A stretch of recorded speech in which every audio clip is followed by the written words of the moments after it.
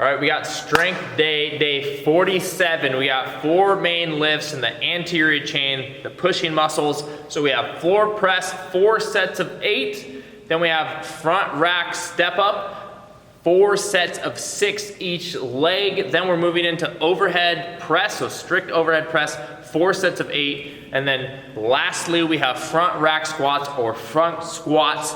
We have 4 sets of 7 to 9 reps. So anywhere in between there is where we want to land.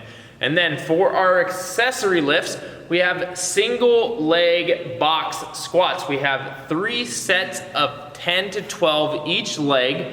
Then we're gonna move on to lateral raises, 4 sets of 10 to 12, trying to get more of the hypertrophy with the shoulders, more rep range, because our shoulders tend to respond better to higher reps, less weight. We don't want to be doing just super heavy lateral raises, just fun fact for you. And then finally, we have dumbbell skull crushers. We have 4 sets, 10 to 12 reps. And I'm gonna show you exactly how to do this in the next video. All right, we got floor press. So with the floor press, if you guys have a rack and barbell system set up, to be able to do this, I want you to use the barbell. If not, we can go ahead and use dumbbells and I'll show you each of those. So when getting yourself set up, you are literally on the floor. Now you want to set the bar up to where it's just above to where you can like push off of it, getting everything set up as if you're doing normal bench. Getting your back tight, bending the bar in half.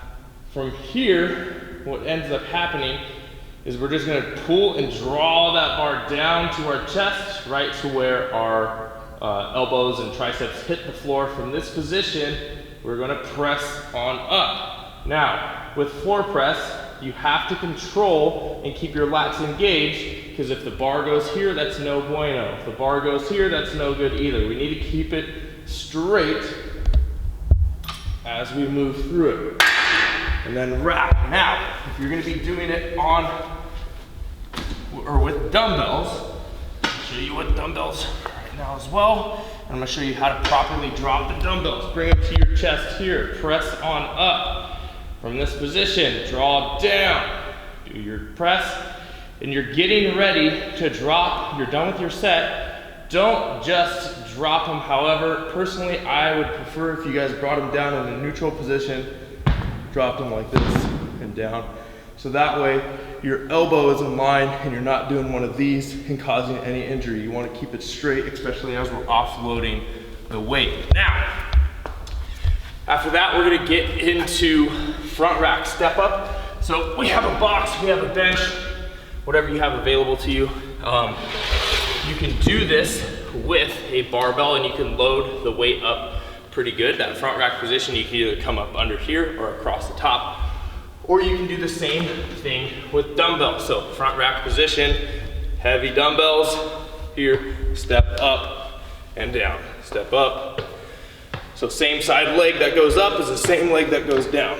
So I'm first up with my right, first down with my right. Now, after that, we're gonna move into overhead press. So this is gonna be strict overhead press. So we have a barbell, pretend this is up here. Just gonna clean it up. Abs are tight, elbows tucked down by my side here, lats are engaged. As I get ready to press, there's no leg drive. Keep my abs tight, I start to press up and overhead, and then I'm pulling it back down with my lats here. Don't want to see this happen. This happens a lot. It's more like an incline bench. Abs tight, press it up and back. And then same thing with dumbbells here. Press up, overhead, and back down. And then lastly, we have the front squat or front rack squat. It's the same thing, meaning that we're just gonna have the barbell in that position or your dumbbells in that position, and then we're gonna perform the squat. So we're here, if you need to too, if you have weak or you just can't find yourself getting depth, go ahead and elevate your heels about an inch, half inch, inch. That'll help you get to the bottom of your squat a little bit. Might alleviate some hip or knee pain that's going on as well. So for the squat, screw your feet into the floor, push the hips back slightly, abs tight, you're in that front rack position, keeping your elbows high. You want to keep them in a 90-degree angle. That bar will feel like it's on your throat. That's what we want it to feel like, because that means it's closer to your midline, and it's gonna help you stay safe and not cause any potential, or minimize the risk for potential injury. So you're here, elbows up, abs tight, screwing your feet into the floor, pulling yourself down to that position, back stays flat, driving up, using your quads and your glutes. So that is the strength portion, the main lifts. All right, so the accessory lifts that we have single leg box squat. Now, these are gonna be challenging because I'm gonna ask you to control yourself on the way down and not just plop your ass on the seat. So if you need to, grab a PVC pipe, grab anything that you need in order to be able to help control yourself. Now, when we're doing the box squats, and show over here, what we're gonna do, get one hip, one knee, one ankle all lined up with the seat that you're gonna take, and start off with a higher box and then slowly work yourself down from there to get it appropriately challenging set for yourself. So leg stays straight. We don't want to tuck it behind us or anything like that. Like I said, you can have the pole. What you're gonna do is you're gonna just, it's how we normally squat, where we screw our feet into the floor, we push our hips back, and we drop down, right? Except now we're just doing it with one leg. So pretend I have one leg right now. What I don't want to see happen is, I don't want to see just this, where I'm, and then coming up and rolling from it. I want to keep your core tight, your back in line, your legs fired, your glutes engaged. So that way we have that stability, as if we went down and did a box squat with 500 pounds on our back, we could drive up. You're not gonna box squat 500 pounds if you just go like that, right? So we're here, and then we're gonna drop down, controlling as much as possible, and then up. So notice, it's slow, controlled. If I was to go fast, there's a little bit of that shake with it. So control yourself down, drive on up. You'll start to notice some imbalances between strength in your legs as well. Then we're gonna go into lateral raises when we're done. So grab 2 dumbbells out by your side. You're just gonna bring them up to about shoulder height. We don't wanna go much higher, or else we're gonna get into the traps. When we're doing this, you can have them slightly in front, you know, not exactly at 90 degrees. You have them a little bit in forward.